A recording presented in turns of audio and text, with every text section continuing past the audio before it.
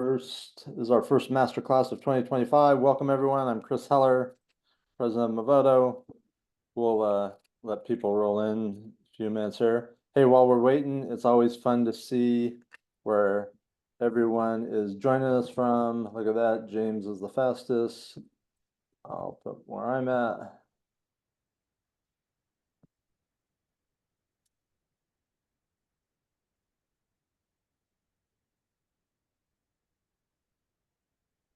Yeah, let us know where you're from. All right, great. Yeah, we got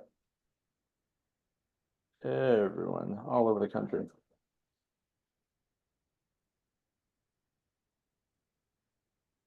All right, so we'll just give it one more minute before we get started. This is going to be a great masterclass. Then again, all of them are great, but this one I'm excited about. So here's what we're going to be doing. So first of all, again, my name's Chris Heller, President of Movoto. We appreciate you guys being here.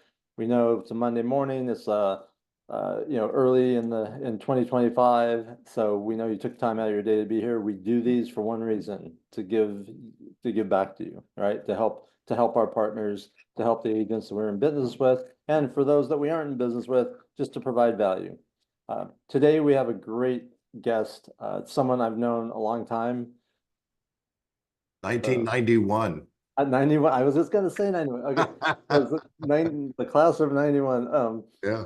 Yeah, we met Gordon Watson in 1991. He is one of the highest producing, has been one of the highest producing agents in North America, was back then, is still, has a team. He's closed over 4,000 transactions. His team is one of our partner teams, a Pro Plus teams. They crush it. They're also a Zillow Flex team. He has also has a coaching company, him and his partner Steve Powers, and they do a great job. So Gordon is a wealth of information and knowledge, and he's going to be sharing that with us today. Gordon, thank you for taking the time to join us and help our agents here with some ideas. Thanks for the invite. I'm excited to be here. Good. Well, listen, I'm going to turn it over to you. I know there's a lot of thoughts and ideas that you have that will help all the agents that are with us be more productive in 2025 than they were in 2024. So I'll let you take it away. And then, hey, if as Gordon's talking, if you have questions or answers, feel free to put them in chat or the Q&A. I'll call them out, and we'll have some time at the end for more Q&A. Perfect. Well, I'll jump in. There's probably a lot of people on this call that already know me, but I'm sure there's a bunch that don't. So I'm just going to give just a brief background. I actually got my real estate license in 1986. I started off in the new home industry, strictly selling new construction and doing mostly buyer sales. Then I learned about the concept of listings, that, hey, you need to start going after some listings. And so 5 years into my business, I sought, that's when Chris and I met, sought out some help, some coaching, and got involved with Mike Ferry at the time. And he was a mentor of mine for many years, and I have high regards for Mike Ferry. And he taught me the basics of what to do to build up a real estate business. Because the thing that's interesting, guys, about our industry is there's a whole lot of what I call hobbyists in this industry, meaning people who are supplementing their spouse's income, they're supplementing a retirement, but they're not really career oriented. But when I got started in real estate, I was 20 years old. I got married in February of 86. I turned 20 in March of 86 and got my real estate license in April of 86. And by the way, I'm still married to the same lady 7 children later, getting ready to celebrate our 39th wedding anniversary. And so anyway, I started off in 1991 was the first year that I closed over 100 transactions. I actually closed 101 transactions that year. And in the entire time that I was in production, I never had a year of closing less than 100. I got my business up to the point that I think my best year was 215. And so while I was in production, I've sold and closed well over 4,000 houses. Got invited to coach, and I worked under Mike Ferry as a coach for for many years, about 20 years, and loved it. Was coaching an average of about 75 people a week. So it was, definitely a full-time job while I was still selling some real estate on the side. I was still maintaining production on the side. And then at some point, around 2015, we parted ways, friendly, but we parted ways. And in 2021, I believe it was 2021, I started Watson Powers. I actually started coaching on my own, and then invited my friend Steve Powers to join me, and that's how we became Watson Powers. And so we now have a coaching company, and I laid off of coaching for a little while, and then I realized, I went back trying to figure out what I was going to do. I went back to selling, just for a little while, and I missed coaching. My passion is in coaching and helping people. I believe that my gifting is in teaching. I love to teach. I'm a believer that it doesn't matter how smart you are or what you know if you can't get the party that you're instructing to understand it. And so I'm constantly working on how I can do a better job of helping my students to understand what they need to do to improve their lives and improve their business. One thing that a lot of people don't realize about coaching isn't just teaching real estate skills. The average client that I would coach for 7 years. And just imagine if you were one of my clients and I talked with you at the same time every week for 7 years, we would really get to know each other. And a coaching relationship is very unique. Once you have somebody that you get to know in that way, and that the conversations that you're having are confidential. And I've been able to help people in a lot of areas of their life. I told my wife one time, I said, I think I could have gone to Harvard, Yale, and Princeton and not gotten the same education that I've got. Now I've been coaching for 29 years. As of April, will be 29 years. And I've loved it. It's what I feel like that I am called to do. Well, in 2019, the very end of 2019, I started my real estate team, because what made sense to me was, on one hand, I had been a very, very high producer in selling real estate, and I had coached on a high level. So what made sense to me was to merge the two. So I started going after brand new licensees, people that didn't even have a real estate license. And the main reason I started building my team that way was a couple fold. Number one, I didn't want to have to combat them saying, well, hey, I always did it this way, or I was told to do it that way. I didn't want to have to fight that. The other thing that I found is when somebody came, when they were a experienced agent that were looking to join the team, the first question they always asked is, well, what's my commission split? What's my commission split? And I didn't want to be battling the traditional real estate brokerages. So what I did is I would bring in new salespeople, and I would take them through what I call Masters in Training. It's a 2-week crash course where I meet with them in my office and cover different segments of real estate. They have homework every single day. It's very intense. And then at the end of that 2 weeks, then I start providing leads to them. I also, with my team, every day from 11 to 12, I have a training room in my office, and we all meet as a team and go over different training and different topics. So they're constantly being trained. So I went from 2019, say 0, to within 5 years, I had built my team up to 550 transactions. We were ranked by Real Trends as the number 8 highest producing team of large teams in all of North America, and the number 1 highest producing team in the state of Oklahoma. And I did that mostly with brand new licensees. Last year, the average salesperson on my team, I think I averaged about 17 to 18 people, on the team. They come and go. but about 17 to 18 people, and they averaged right at 30 transactions per person last year. And we're off to a great start this year. So some things that I want to share with you guys that I have learned through this process, because it's really been a fun process. The first thing I want to share is you will never perform at a level that exceeds your self-image. Every one of us see ourselves as a certain level of producer. And one of the biggest things that we've got to do is we've got to figure out, how do we start to change our perception of ourselves? Because what I've learned over many, many years of coaching is there's a lot of people that are very skilled, they're very talented, but yet their production doesn't equal their level of skill and talent because they're limited by what's up here. And so, you know, I pride myself in constantly working on how to help people break through. Let me just give you a recent example.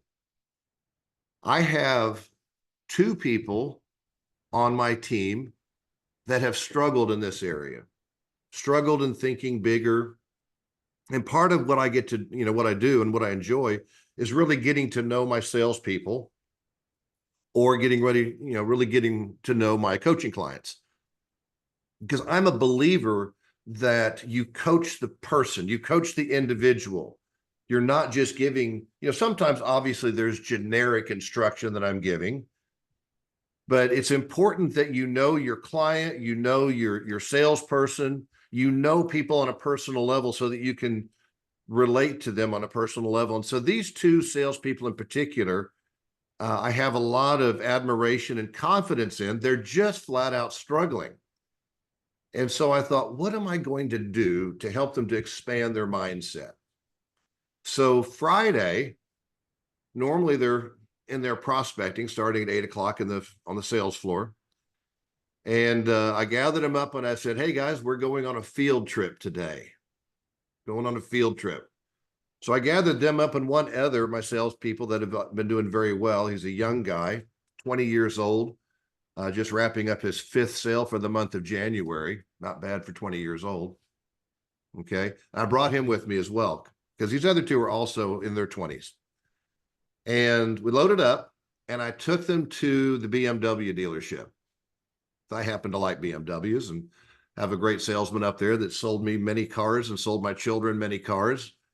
And so his name's Mark, and I had Mark lined up and I said, Mark, this is what I'm doing. I'm bringing my salespeople up there and I want them to experience some of the finer things in life. I want them to experience what it's like to drive a luxury car. So I took them up to the BMW dealership and he had a couple cars lined up for them. And oh man, they just had a blast. I mean, driving the beautiful BMWs and just living the high life, and treated him fantastically. And then Justin, the young guy, you know, he's up and coming. He started selling for me when he was 19 years old, and just a great person and a great salesperson. You know, he said, you know, Gordon, I don't like BMWs as much as I like the Cadillac Escalade. I said, great, Cadillac dealers across the street. Let's go check it out. So then we went over there and we drove Cadillacs. And they got to experience that. And then I had a lunch reservation made for them any of you are familiar with Oklahoma City, there's a restaurant at the top of this huge building, and it's called Vass, and it looks out, you can see, 20, 30 miles. I mean, it happened to be a really clear day. And so we had a wonderful table up against the window, and I mean, just one of the finest restaurants in the city. And we went and had a wonderful lunch together and just talked. As we were in the car, we just talked about what they want and what their dreams are. And, you know, if you could do anything you want, go anywhere you want, have anything, what would it be like? And just dreamed. And anyway, well, within a short period of time, Justin, you know, because this was last Friday, today's Monday. So since the weekend, Justin's already put his 5th sale on the board. The other 2 now have 1 sale. And they just keep talking about that experience. But it's you know, anything that we can do, guys, to open up and expand our mind, I would encourage you to do, because you're only limited as to what you can dream, what you can think, what you can believe. And so anything that you can do to expand, I would recommend you do that. You know, I had the great fortune, I'll brag on my good friend Chris for a moment, because I met Chris in 1991. And I remember Chris, I think I remember Chris better than he remembered me. Okay, because Chris at that time, he was a real estate stud. He was a superstar. Even in 1991 there in San Diego, had a wonderful real estate business going. And I remember getting introduced to some of Mike's superstars, of which Chris was one of them, and several other people. And I would look at them like they were superheroes, like they just rip their shirt back and there's a big S on their chest. I mean, these guys were incredible. And Chris was absolutely one of them. And I enjoyed getting to know people like Chris and many other people that were producing at a level higher than I was producing, thinking at a level higher than I was thinking. And I wanted to spend time around those people. Excuse me. Because one of the things that I learned, guys, and I want you to think about this, it's so important, that your ego, as much as anything, your ego is what's going to hold you back from growth. Okay. Your ego is going to demand that you're around people that make you feel big. You want to spend time around people that are lower producers than you so they can look up to you and admire you and stroke your ego. Well, that's not what I'd recommend. I would recommend you spend time around people that make you feel small, because as you feel small, it opens up your mind to what they can do. Because the thing is, as wonderful of a guy as Chris Heller is, he's just a regular guy. He's a very smart guy, but he's just a regular guy. And as you get to know people like that and see, gee, you know, he's a great guy, but he puts his pants on the same way I do. And if he can do it, I can do it. And that applies to so many other people that I've met as well. So the first point that I want to emphasize to you guys is that you've really got to learn to open up your mind and expand your exposure. And you know, what Chris is doing today with this wonderful organization that he's put together. I mean, there's so many people here that you probably don't know that are part of this organization that you need to get to know. Okay. And you know, learn how they think and what they've done and the mistakes that they've made and the successes they've had, and share that with each other. And it's amazing what that will do to your self-image. Okay, so that's the first point that I want to make to you guys, is if you cannot think it, if you can't believe it, you're not going to do it. So the first sale that you have to make always is that person looking back at you in the mirror. If you can't sell that person, you're done. So that is your number one objective. All right, so now let's move on to some other areas that I've learned over the years. You know, all of us here are probably listing maniacs, and we want to list. And one of the things that I've learned is that we tend to complicate the listing process. You know, as I study some of the best listing agents in the country, and I was pretty good at, I'd average 18 to 20 listings a month when I was in full production. I'd 18 to 20 a month. And I'll share some of the techniques there in a moment. But when it comes to the actual listing presentation, I want you guys to, hopefully you've got a notepad and pen and you can write a couple things down. I want you to understand that every seller wants to know three things. They want to know three things. Number one, how much is my home going to sell for? And along with that, what am I going to get? What's my part? That's number one. Number two, they want to know, how long is it going to take? How long is it going to take to sell my home? Because they typically have plans. They're selling one home. Excuse me. They're selling one home to buy another home, or, you know, they've got to be into a new job and they can't purchase until they sell, whatever. There's typically a time frame. So they want to know, how long is it going to take to sell? And the third thing they want to know is, what are you going to do to sell it? Now, what I have found is a lot of times we talk too much we complicate the listing process. I'll give you one of my favorite quotes when it comes to communication. True communication only takes place when the party you're speaking to understands what's being said.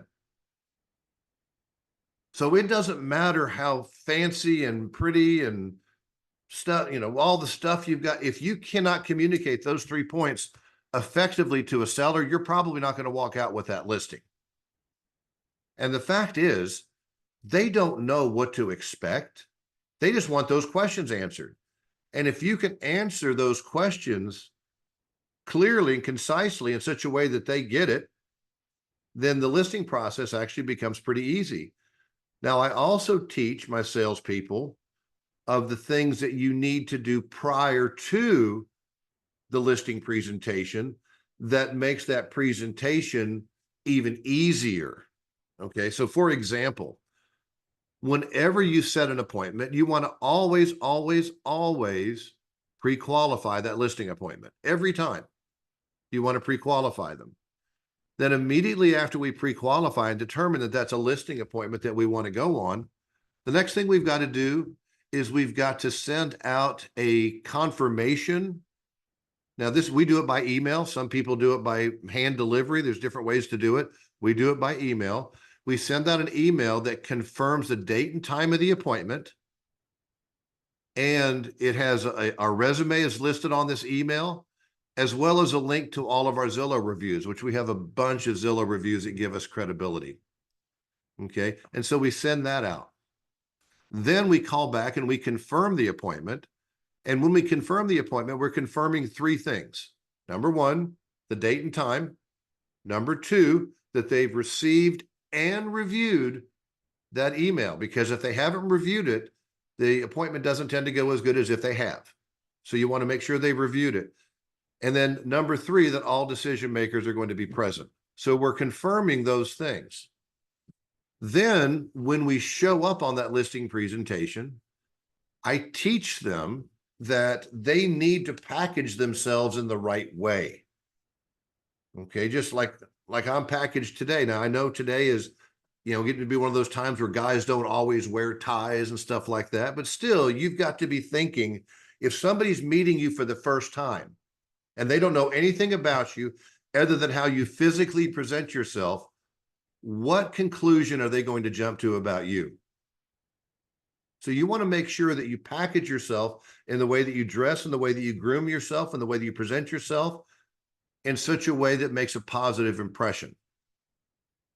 Now, some other little details that you need to remember is when you show up on that listing presentation, you need to make sure that you got all your material neatly prepared. You prepare it the same way every time.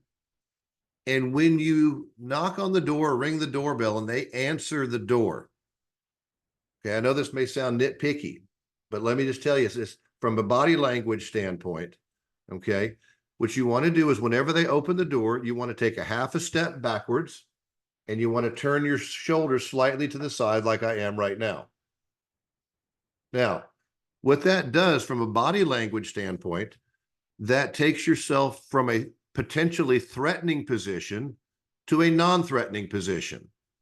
Okay, because if I was coming up to you and I wanted, now Chris knows I'm I'm 6'6", 300 pounds. Not everybody's my size. But even if you're not my size, okay, if you wanted to threaten somebody, you would get up close to them and you would square your shoulders towards them to be in a threat. So if you want to appear not as a threat, you want to do just the opposite. Take a slight step back, turn your shoulders slightly to the side. Now that's a non-threatening body position. Look them in the eye, refer to them by name, and put a smile on your face. Always look them in the eye, refer to them by name, and think about your posture. Your posture should always be upright. Your chin's up high, your shoulders are back. And as you reach to shake their hand, you have to remember that you always squeeze their hand to the same degree that they squeeze yours. Okay, this is not the time to drop somebody to their knees. Squeeze their hand to the same degree they squeeze yours. Okay, all of those things occur before the listing presentation has even taken place.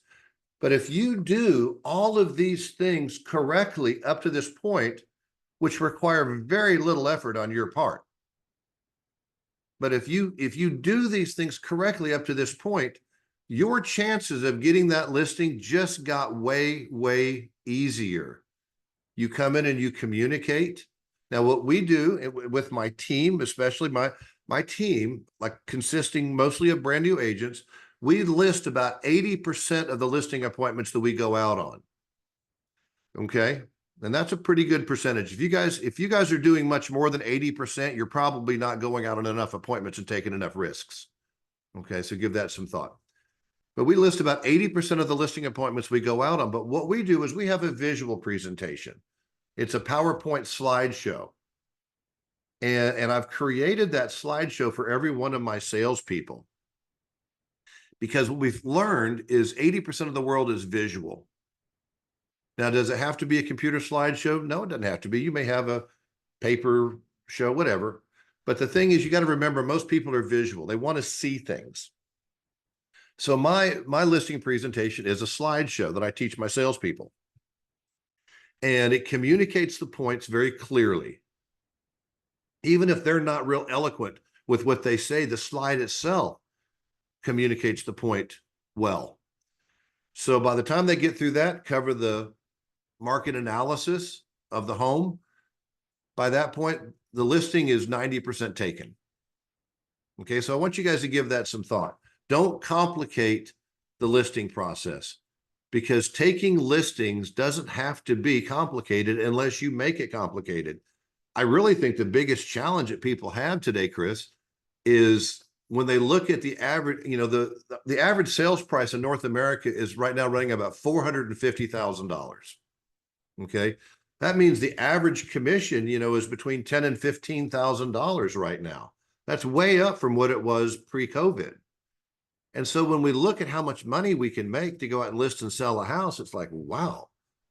And again, our pre-programmed way of thinking is, well, if I'm going to make that amount of money, it's got to come with a lot of hard work. It's got to be complicated.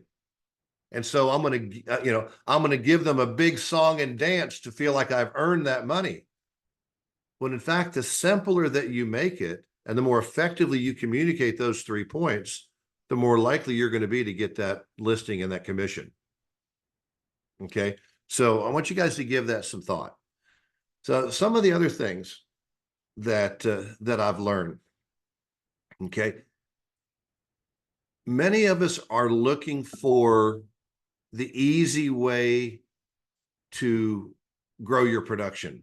We're looking for, what's the magic answer as to how I can do it without having to talk to people? Well, let me tell you guys, you're going to find business one of two ways. They're either going to find you or you're going to find them. Period. Don't complicate it.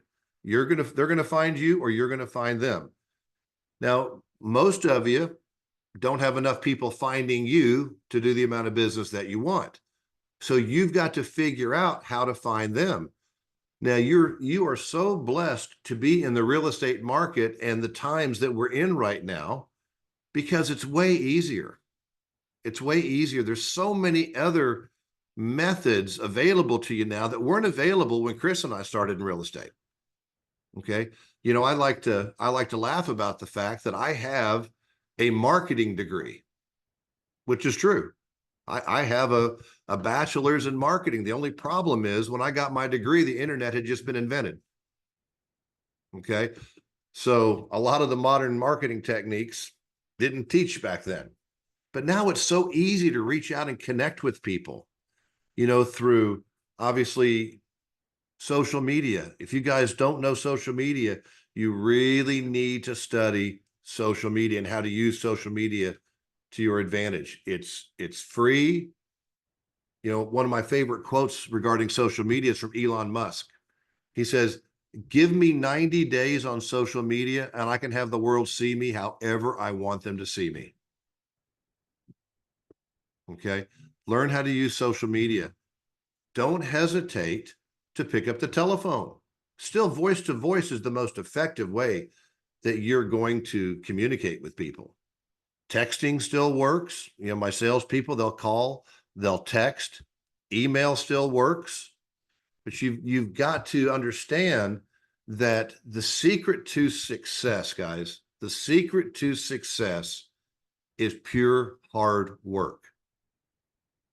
If you want to if you are not prepared to work hard, you're in the wrong business. If you want to be successful, you have got, now there comes a time, there's going to come a time when, if you're doing things right, you're going to build up enough repeat and referral business that you don't have to work quite as hard. I've got several friends that I've met over the years that have, multiple thousands of people in their past client center of influence database.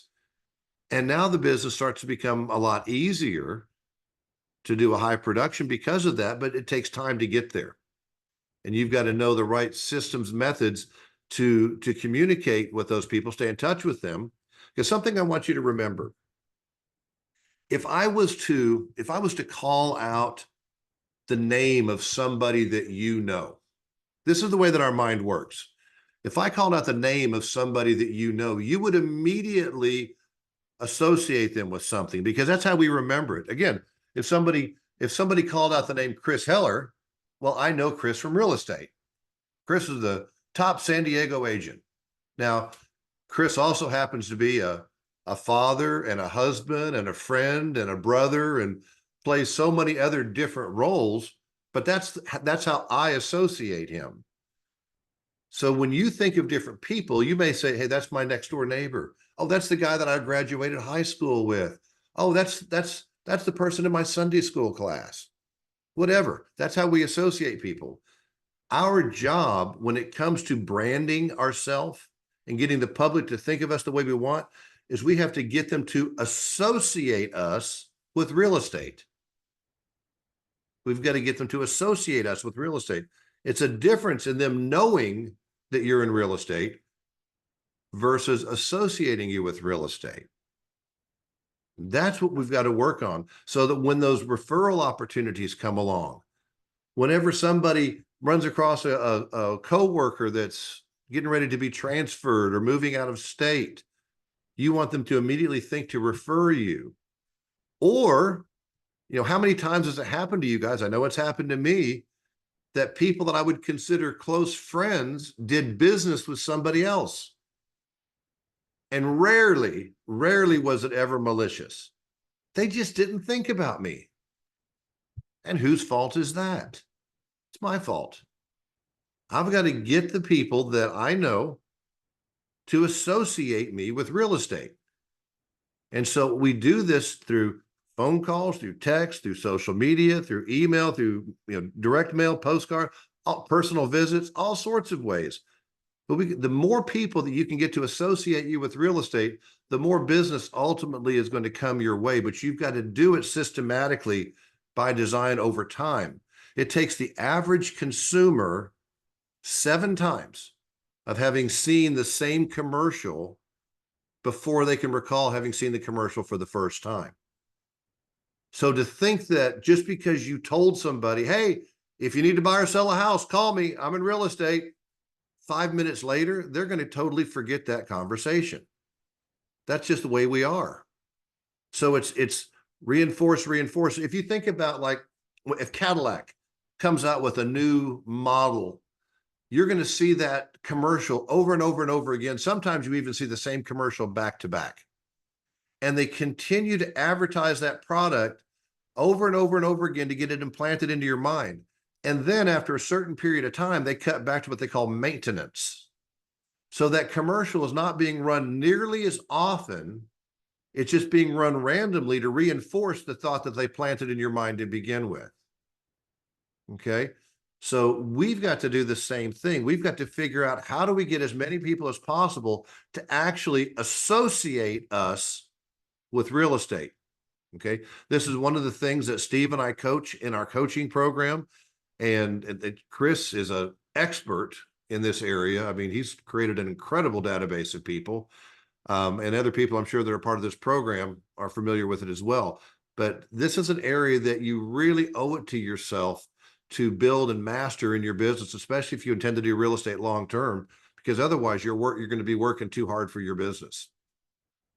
So Chris, I feel like I'm going on and on and on. I'm sure there's some people that have some questions. Yeah, this is great. And again, yeah, anyone that has questions, please put them in chat or the Q&A. I got a couple questions. I mean, I've been taking notes as fast as I can type. But Gordon, back to your team, and Yeah, you have the daily meeting right. at noon for training. Is that done virtually? Are they in person? Is a combination? It is done. Occasionally somebody will join virtually, but the intention is it's in person. Uh, I'm so just, I'm a big fan of face-to-face interaction. Yeah, yeah, as I do know a lot of teams, a lot of brokerages, um, struggle with getting people, in the office for those type of meetings. Right. What's the key to that? So I'll tell you the way that I do it now, Chris. It's a great question. So I've got people that are veterans on my team that have been with me since day one, and then I've got people that are newer. So this is, obviously they're all independent contractors, so you can't mandate, but this is my expectation. I tell them Mondays, Wednesdays, and Fridays. If you are 1 year or less on the team, I expect you to be at those meetings because that's when I'm covering more basic skills. Now, the interesting thing is my highest producers also attend those meetings, and that's why they're the highest producers. Okay. On Tuesdays and Thursdays, my expectation is the entire team attends. But I do, let them, know that, hey, Monday, Wednesday, Friday, if you've been with me 3-4 years, you're going to be hearing the same song and dance again. And so you don't have to be there. And then the other thing I would say is I really do put a lot of time and effort into my preparation of what I'm going to share. I follow a format for my team meetings. I have a goal board up on the wall, up on this screen, where we set goals every month. How many listings you want to take? How many sales are you going to make? And then we track it every day. How many sales have you got? How many listings have you got? And it's up in front of everybody. So you can see everybody's production all the time. So there's inherent accountability there. Okay, then when we start our team meeting, that's the first thing I do is I go down name by name. Chris, how many sales have you got? How many listings? Becky, how many sales? How many listings? All the way down.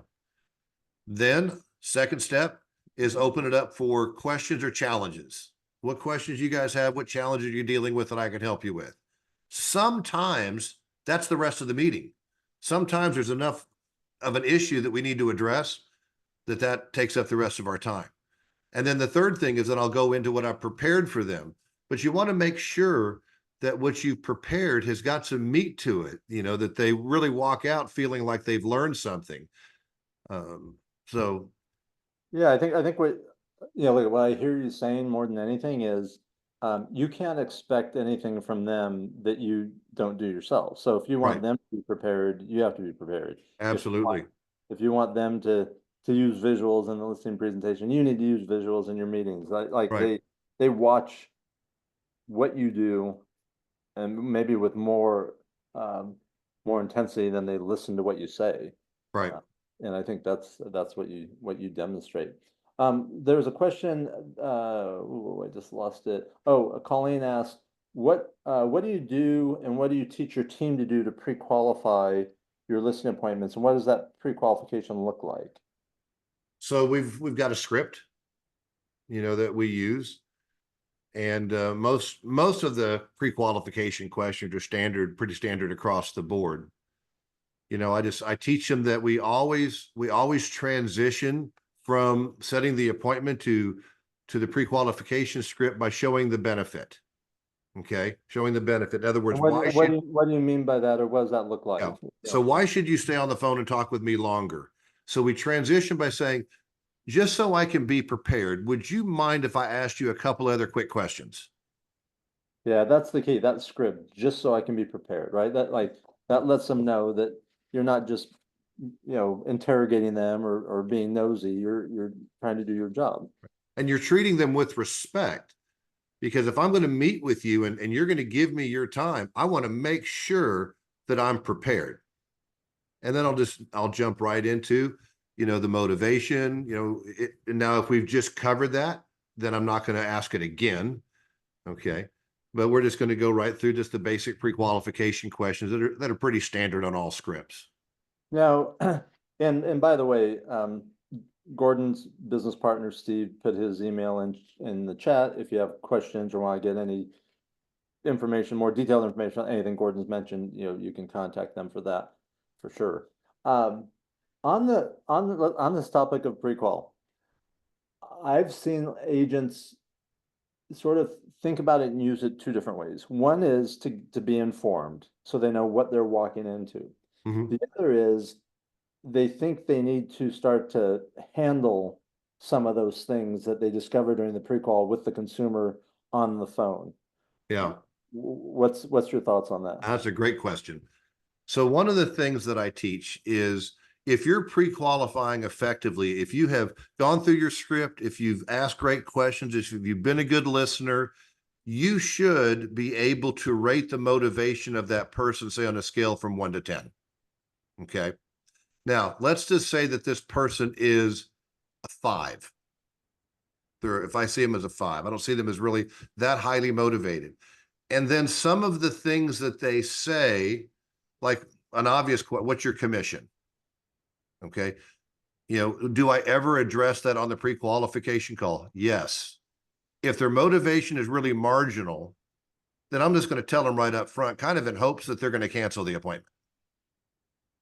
Now, if it's an appointment that I really want, they're an 8, 9, or 10, and then they ask me, what is my commission? My philosophy is I never handle objections on the pre-qual. I'll always sidestep it.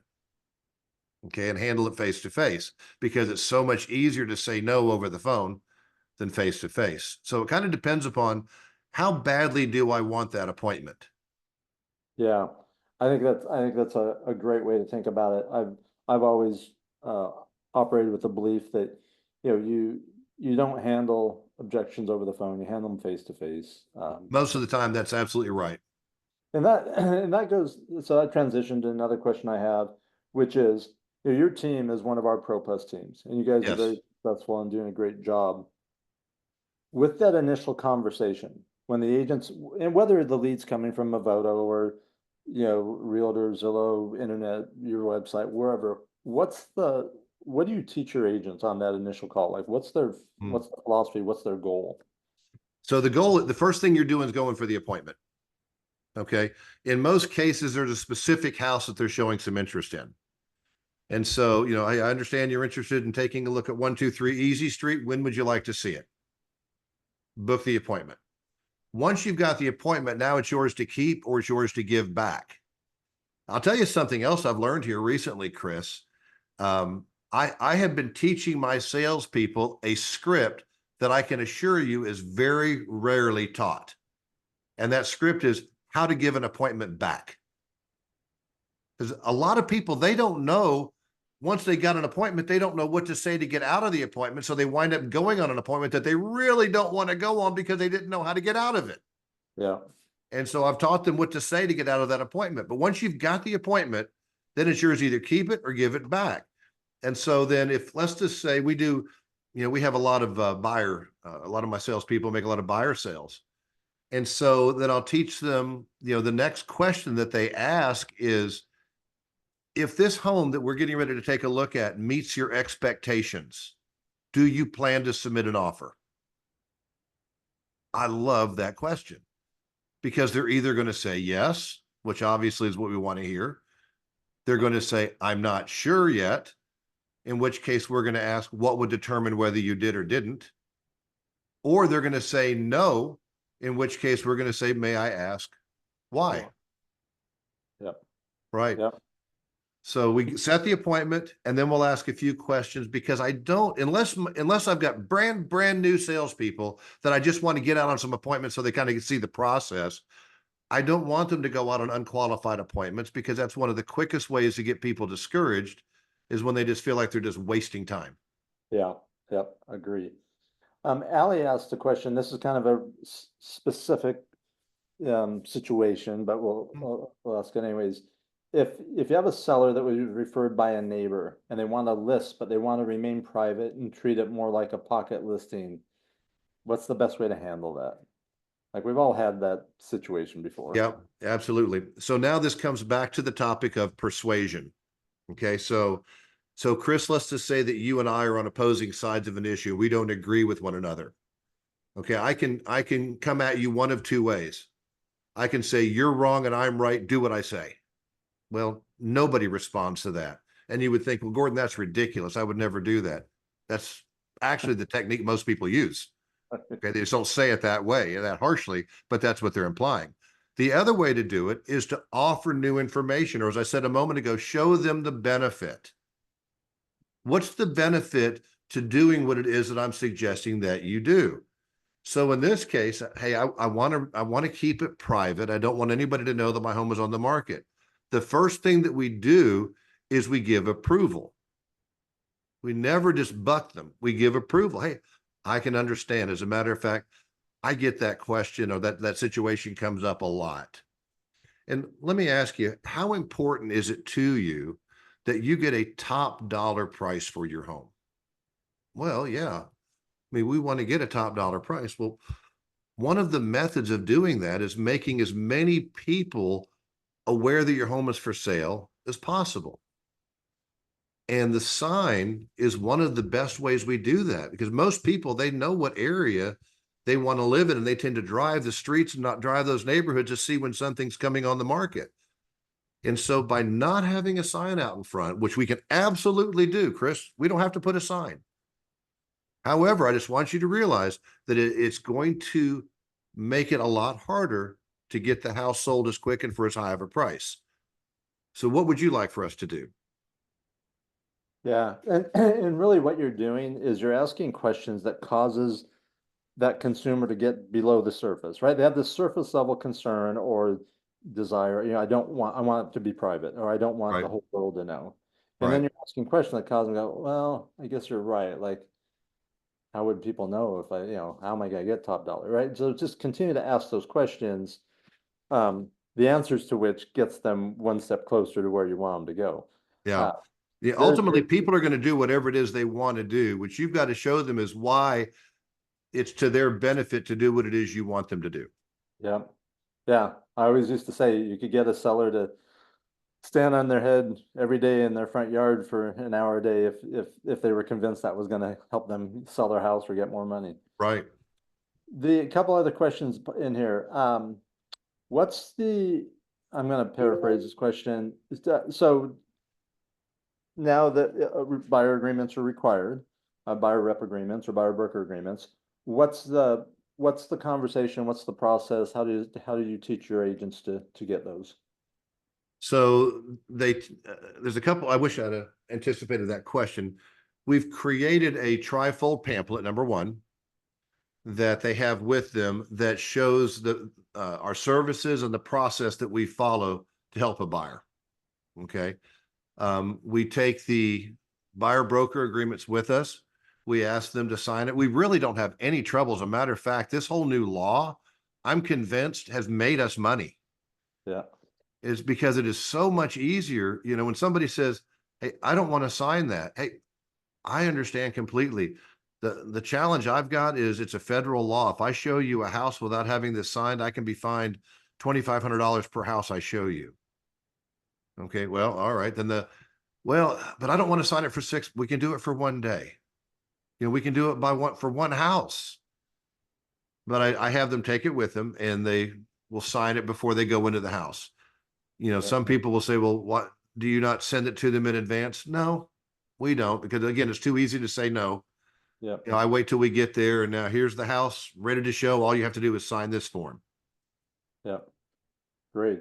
Another question, I think this goes back to the listing presentation, 80% of the consumers or of the humans are visual. You have this PowerPoint that you show. The question is, like, how many slides is it? Like, what's too much information?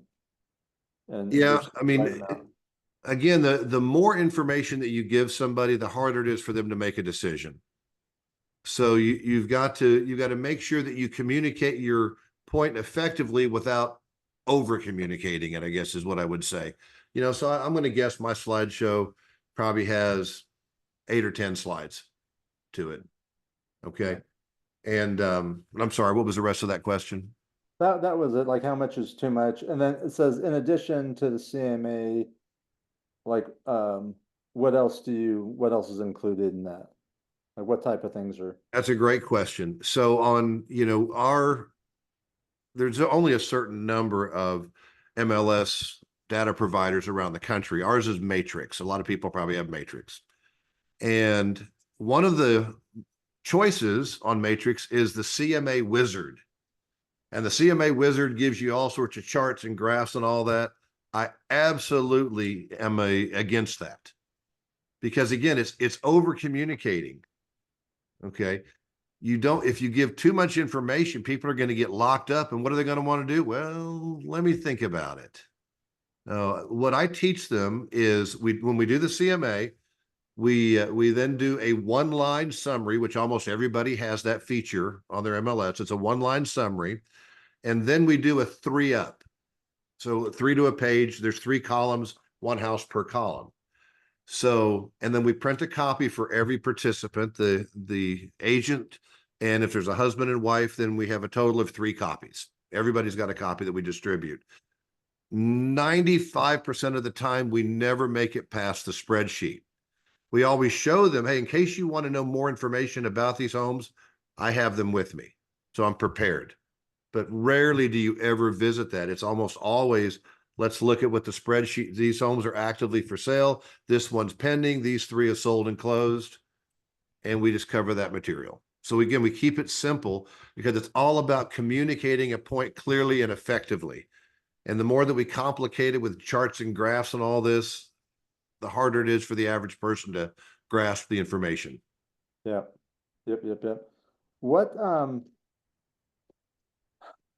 we both know that in those situations, many times agents will give a presentation, they'll ask questions, they'll get objections or responses, and they give up, right? It's like, well, we need to think about it. Okay, well, I'll call you Monday and let me know what you're thinking, or right, but like they leave.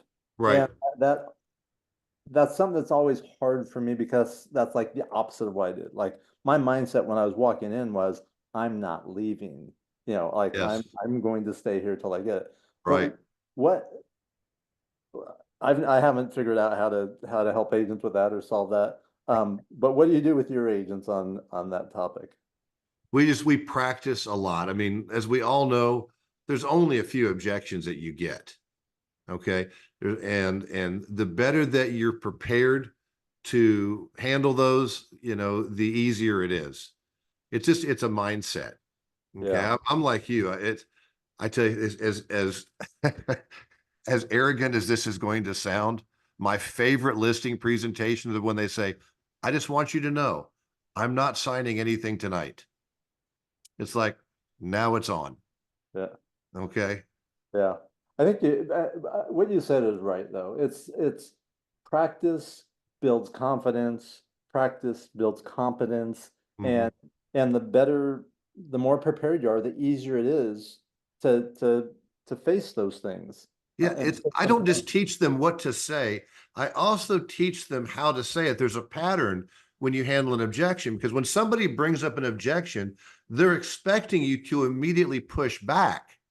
And that's not the first step. The first step is to give approval. Hey, thank you for bringing that up. That's a great question. I appreciate you asking that question. And then you never use the word but. It's always and. Okay. Here's my response. And we handle objections with logic and common sense. Okay. So you've got to have a logical, common sense way to handle the objection. You keep a smile on your face. You're always nodding your head in a positive manner. Okay. Making good eye contact. And then at the end of the objection, you tie it down with what we call a tie down, which is a question asked to gain agreement. Because there are times if you don't do that, that you will have impressed yourself, with this great AI. How could anybody not go along with what I just said? And the fact is they just didn't buy it. So you got to make sure at the end of that objection handler, you tie it down and say, does that make sense? Does that answer your question? Are we now in agreement? Wouldn't And that be they great? respond. Wouldn't that be Yeah. great? Are you Wouldn't that be ready to great? put it, are you ready to put us to work? Right. The so this is awesome. I could spend the next hour Oh, going you and me talking both. about these things. We have like 2 minutes left.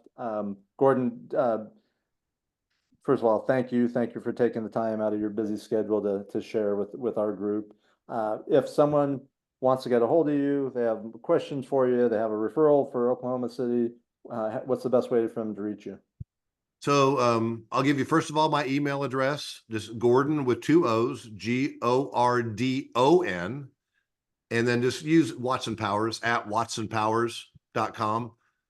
And then phone number 405-210-6886. That's my direct cell phone number. That's what number my wife calls me on. So call me there. Okay. And be glad to, anybody has any questions or whatever, you've always feel free to call me, email me, and I'm glad to help you guys. But Chris, I appreciate you inviting me. You've always been a good friend and somebody I know I can always call on, and it's nice that we stayed in touch over the years. Yes, it is. I've always admired what you do and how you do it. You are like the gentleman professional. And the things that you said, I think, I just to recap a couple things, like how you show up physically, your posture, your all the things you said, how you're dressed. I think a lot of that's been lost in Yes. over time, and it first impressions make a bit. People judge you left and right, so you want to make sure you give yourself every advantage to be successful. And some of the things Gordon shared is 100% right on. So, all right, Gordon, thank you again. Thank you everyone for joining us. We will send out this recording so everyone will have it. We appreciate you. We'll see you next month on our next master class. Thanks, Thanks, everyone. everybody. Thank you, Chris. See All ya. right.